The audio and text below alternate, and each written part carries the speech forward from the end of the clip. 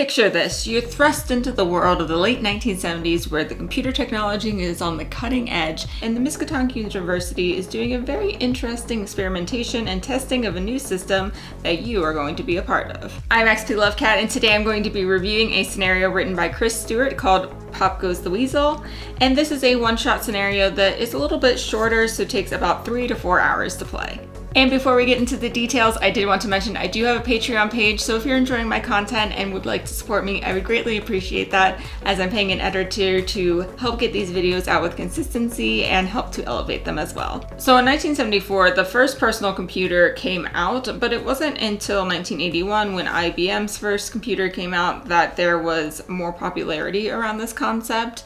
And the investigators start in 1978 when this computer technology is just kind of getting developed and getting more backing around it. So the investigators are likely guest lecturers or professors or students at Miskatonic University, and this group is tasked with testing this new state-of-the-art system. From here on out, there will be spoilers. So what's really happening here is that a man named Arthur Fow, he has created a computer architecture called the Weasel. And he's super excited about this. The university is behind him, backing him. The Dean of Sciences is all excited about this new technology. And the investigators are there to help test the system. But in fact, this is not a legitimate technology, and is actually a manifestation of an ancient entity known as Zinshok. And this being strives to absorb all knowledge and understanding, and will gradually enthrall minds as it encounters them. Ultimately, it desires to replicate and spread in order to fill its ravenous appetite for data. As it gains knowledge, it gains power. So Arthur is actually a victim of this entity, and throughout the scenario, he's actually trying to access the US military mainframe.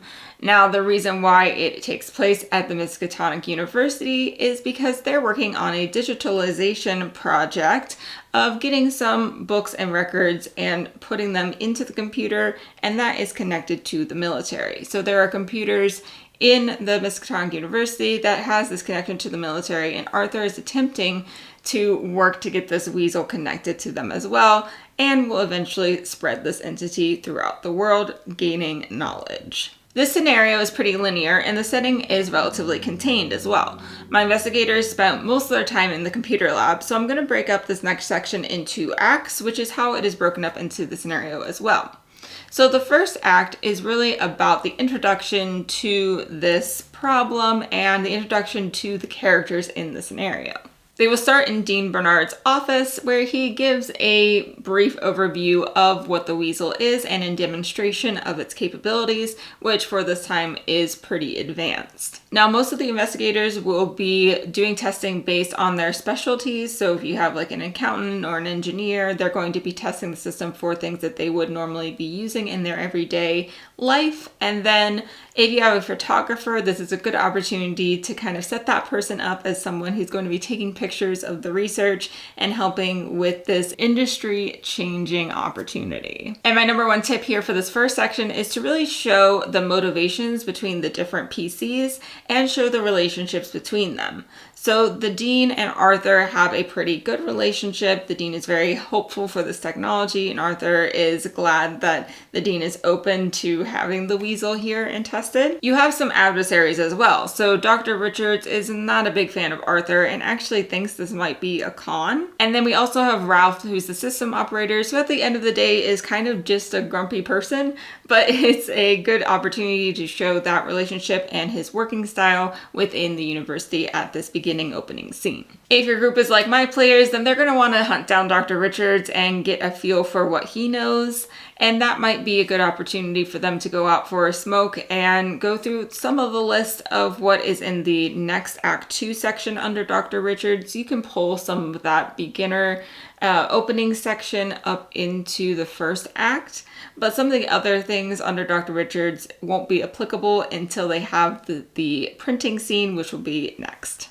Act 2 is the investigation. So investigators will come back the next day to start their testing, and it opens with some yelling coming from the computer lab as Ralph is really frustrated with a student who has supposedly messed up her printing, but in reality it's just a glitch with the printing that's going on, and this is a chant that I had kind of repeated over and over and over again that keeps printing and printing and printing. It looks like gibberish, but really it's the entity that is sending this chant through the printer. Once that scene is resolved, I do recommend having a Weasel computer set up for each of the different players, just so they all have an opportunity to interact with that. And as they're doing the testing, I do recommend that you implement some power rolls. In this scenario, how it's written, the increase in power rolls is really reserved for once they get trapped in the computer lab in Act 3. However, I modified this a bit and pulled it up to Act 2 to really lean into the theme a little bit more. So as they were interacting with the computers, I would have them roll power. On a failure, they would roll sanity and lose 0-1. But if they pass, then the deity could sense their knowledge and information and would take int away from them. So I felt like this did a really good job of really leaning into the theme that this entity wants knowledge. And it kind of connected the pieces a little bit better for my players.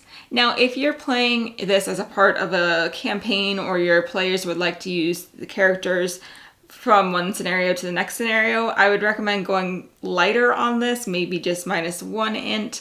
I went with -3 int because I knew all my players were using these as one-shot characters, so it wasn't a big deal if they ended up losing all of their int. Now, it's likely that one or more investigators are going to receive that first message that tips them off that something with the Weasel isn't quite right. And then another change that I made to the scenario to better connect the pieces between some of the clues was I added a second message that actually had the name of this entity and then knowledge is power connected to that. So it was a little bit more obvious and they had a reason to be interested in this entity's name and to research that. Originally in the scenario, basically they would maybe if they happened to be in Dr. Richards' office, they would stumble upon the book about this entity. But I made Dr. Richards not quite as knowledgeable about what was going on, and this gave an opportunity for the investigators to really have that exploration and be the ones to make the discovery as opposed to one of the PCs already having that information. So instead, the entity book was just in the restricted section